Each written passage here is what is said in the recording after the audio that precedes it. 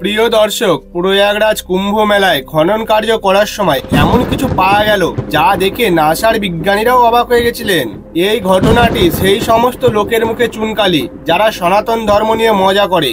আপনি যদি সনাতনী হিন্দু হন তবে অবশ্যই ভিডিওটি শেষ পর্যন্ত দেখবেন, কারণ আজ আপনি জানতে পারবেন যে এটি কেবল ভারত দেশেই নয়, এই পৃথিবীর যে কোনো প্রান্তে যে কোনো জায়গায় মাটি খুঁড়লে দেখতে পাবেন সেখানে সনাতন ধর্মের প্রমাণ পাওয়া যাবে। প্রিয় দর্শক, ঘটনাটি ঠিক কি ঘটেছে তা জানার জন্য ভিডিওটিকে অবশ্যই একটি লাইক করে কমেন্টসে একবার লিখুন জয় শ্রীরাম। বন্ধুরা, প্রয়াগের কুম্ভ মেলা এমন একটি জায়গা যেখানে মিলিত হয় গঙ্গা, যমুনা ও সরস্বতী নদীর পবিত্র স্রোতধারা। এই মেলা শুধু স্নানের অনুষ্ঠান নয়, এটি ভারতীয় আধ্যাত্মিকতার প্রাণকেন্দ্র। লাখো লাখো ভক্ত মানুষ এখানে এসে ভগবানের কৃপা পাওয়ার জন্য স্নান করে। কিন্তু এবার কুম্ভ মেলার পবিত্র ভূমিতে ঘটে গেল এমন এক ঘটনা যা শুধু ভক্তদের নয়, বিজ্ঞানীদেরও চমকে দিয়েছে। বন্ধুরা, কুম্ভ মেলার ইতিহাস হাজার বছরের পুরনো। পৌরাণিক কাহিনী অনুসারে দেবতা এবং অসুরদের মধ্যে সমুদ্র মন্থনের সময় অমৃতের কলস থেকে কিছু অমৃতের ফোঁটা পৃথিবীর 4টি স্থানে পড়ে: প্রয়াগ, হরিদ্বার, উজ্জয়িনী ও নাসিক। এই স্থানে প্রতি 12 বছর অন্তর পৌষ মাসের শুরুতে কুম্ভ মেলা অনুষ্ঠিত হয়, যা মহাশিবরাত্রি পর্যন্ত চলে। কুম্ভ মেলার মহিমা এবং স্বীকৃতি এই সত্য থেকে অনুমান করা যায় যে লক্ষ লক্ষ ভক্তের ভিড় মহাকুম্ভে স্নান করতে জড়ো হয়। এই বছর মহাকুম্ভ মেলা 13 জানুয়ারি 2025-এ শুরু হবে, যা 26 ফেব্রুয়ারি 2025-এ শেষ হবে মহাশিবরাত্রির দিন। এই মহাকুম্ভ মেলা 45 দিন ধরে চলে। মহাকুম্ভ শুরু হওয়ার আগে প্রয়াগরাজকে আরো জাঁকজমকপূর্ণ এবং সুন্দর করে তোলা হচ্ছে। উত্তরপ্রদেশের সরকারের পক্ষ থেকে সুন্দর সুন্দর ছবি আঁকা হয়েছে।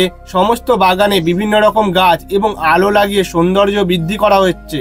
গঙ্গা নদীতে নতুন প্রযুক্তি ব্যবহার করে নিরাপত্তা বাড়ানো হয়েছে। পাশাপাশি উত্তরপ্রদেশের সরকার প্রয়াগরাজের বিভিন্ন অংশে মহাকুম্ভের নিচে 40টি বড় গেট তৈরি করার কাজ শুরু করেছে। দেশের বিভিন্ন কোণ থেকে শ্রমিকদের এবং মিস্ত্রিদের ডাকা হয়েছিল। প্রয়াগরাজের বিভিন্ন জায়গায় মহাকুম্ভের প্রস্তুতি জাঁকজমকের সাথে শুরু হয়েছিল। উত্তরপ্রদেশের নাসিক শহরের বাসিন্দা রাজীব নামের এক শ্রমিক অন্যান্য শ্রমিকদের সঙ্গে শঙ্খদ্বার তৈরির কাজ করছিলেন। প্রয়াগরাজ মহাকুম্ভের ওই এলাকায় 2-4 দিন ধরে খোঁড়াখুড়ি করার পর একদিন রাজীব মাটি থেকে একটি অত্যন্ত পৌরাণিক মূর্তি পান। মূর্তিটির উচ্চতা প্রায় 2 ফুট। এটি কালো পাথরের তৈরি। এর নকশা ও অলংকার এতটাই সূক্ষ্ম যে মনে হয় এটি কোনো অত্যন্ত দক্ষ শিল্পীর সৃষ্টি। মূর্তিতে বিষ্ণুর 4টি হাত স্পষ্ট দেখা যাচ্ছে, এক হাতে শঙ্খ, এক হাতে চক্র এবং অন্য 2 হাতে গদা ও পদ্ম, যা দেখে আর বুঝতে অসুবিধা হলো না যে এটা সাক্ষাৎ ভগবান শ্রী বিষ্ণুর মূর্তি। তখন দুপুর 2টো বেজে গেছে। সব শ্রমিক খাওয়া দাওয়ায় ব্যস্ত এবং ঠিকাদারও সেই সময় সেখানে উপস্থিত ছিল না। সুযোগের সদ্ব্যবহার করে রাজীব সেই মূর্তিটিকে তার বাড়িতে নিয়ে যায়। রাজীব সেই মূর্তিটি তার বাড়ির মন্দিরে রেখেছিল। তার বিশ্বাস ছিল যে এই মূর্তির অলৌকিক শক্তির প্রভাবে তার জীবন বদলে যাবে। প্রয়াগরাজের খনন কার্যে এই সমস্ত কিছু পাওয়া বেশ সাধারণ ছিল, কারণ এর আগেও প্রয়াগরাজের বিভিন্ন অংশে খননের সময় বিভিন্ন দেবদেবীর খণ্ডিত মূর্তি, মুদ্রা এবং অন্যান্য মূর্তিও পাওয়া গেছিল।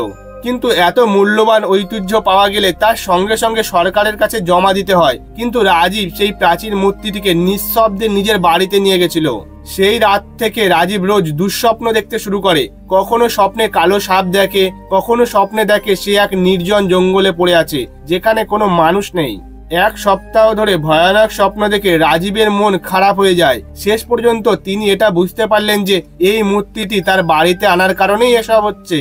কিন্তু তার ভয় হচ্ছিল যে সত্য স্বীকার করলে হয়তো তাকে জেলে যেতে হবে। তাই পরের দিন রাজীব খননের সময় মূর্তিটি সঙ্গে করে নিয়ে আসেন এবং এমন ভান করেন যেন খননের সময় মূর্তিটি খুঁজে পেয়েছেন।